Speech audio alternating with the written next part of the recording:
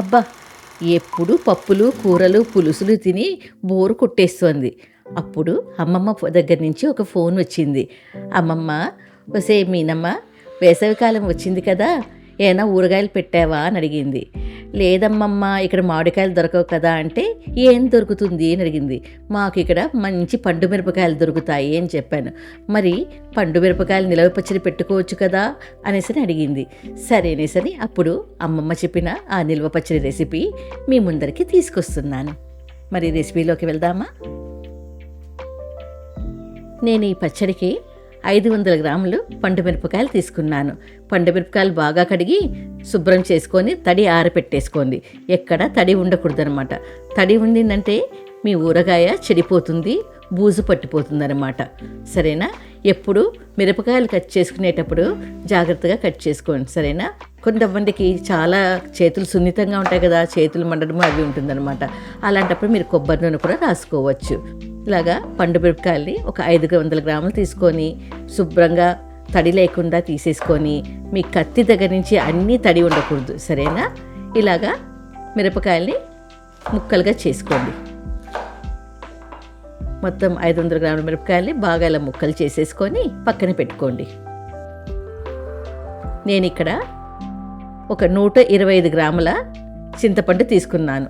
దాంట్లో గింజలు తీసేసాను. ఒక 60 గ్రాముల రాళ్ళ ఉప్పు తీసుకున్నాను. సరేనా? ఉప్పు ఎప్పుడు కొంచెం తక్కువ వేసుకుంటే మంచిది.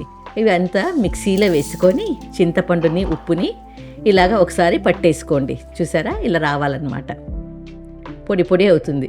ఇప్పుడు అందులోకి మన తరుక్కున్న మిరపకాయల్ని అందులో వేసుకుందాము. మీరు కొంచెం కొంచెంగా కూడా వేసుకొని తిప్పుకుంటే ఈజీగా రుబ్బుతుందన్నమాట మీ మిక్సీ.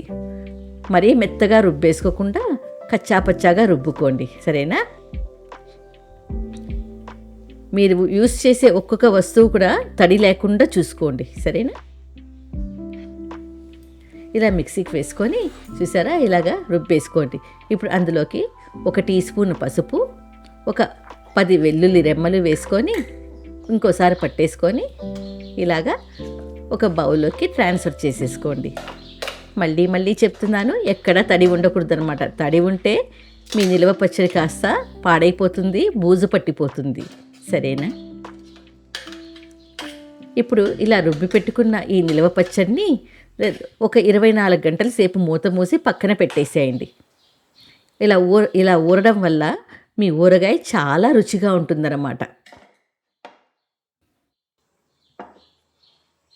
ఇలా మూత మూసి 24 గంటల సేపు పక్కన పెట్టేయండి. మరో రోజు మూకట్లో ఒక 150 గ్రాముల నువ్వుల నూనె వేసుకొని, నూనె కాగుతూనే అందులోకి 1 టేబుల్ స్పూన్ ఆవాలు, 1 టేబుల్ స్పూన్ జీలకర్ర, 4 ఎండుమిరపకాయలు తుంచి వేసుకోండి. మరి 20 రెమ్మల వెల్లుల్లిపాయలు వేసుకొని అందులోకి ఒక 3 టేబుల్ స్పూన్ల శనగపప్పు వేసుకొని దోరగా వేయించుకోండి. వెల్లుల్లిపాయలు ఎంత వేస్తే అంత బాగుంటుందన్నమాట. ఇప్పుడు అందులోకి ఒక 5 రెమ్మల కరివేపాకు వేసుకొని వేయించుకోండి. చూసారా? ఇలాగా శనగపప్పు దోరగా వేగాలన్నమాట. శనగపప్పు వేగకుండా ముందే వేసేయకూడదు. సరేనా? శనగపప్పు ఎర్రపడాలి. ఇప్పుడు అందులోకి మనం రుబ్బి పెట్టుకున్న ఈ పండు మిరపకాయల పచ్చడిని వేసుకోండి. పండు మిరపకాయలు వేస్తూనే స్టవ్ సిమ్లో పెట్టేసుకోండి. సరేనా? ఇప్పుడు మెల్లిగా బాగా తిప్పుతూ రండి. మొత్తం నూనెంతా పోపు బాగా పచ్చట్లో కలపాలన్నమాట. పచ్చళ్ళకి ఎప్పుడు పులుపు, ఉప్పు, నూనె బాగా పడాలి, అప్పుడే బాగుంటుంది. ఇప్పుడు అందులోకి 1 టీ స్పూను ఇంగువ వేసి బాగా కలపండి.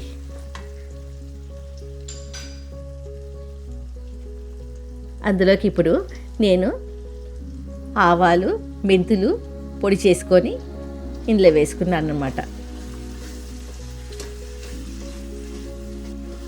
ఇది ఆవపిండి అంటాం కదా, ఆవాల్ని మెంతుల్ని కొంచెం ఫ్రై చేసుకొని వేసేసుకొని ఇప్పుడు అందులోకి ఇంకో 50 మిల్లీలీటర్ల నువ్వుల నూనె వేసుకోండి.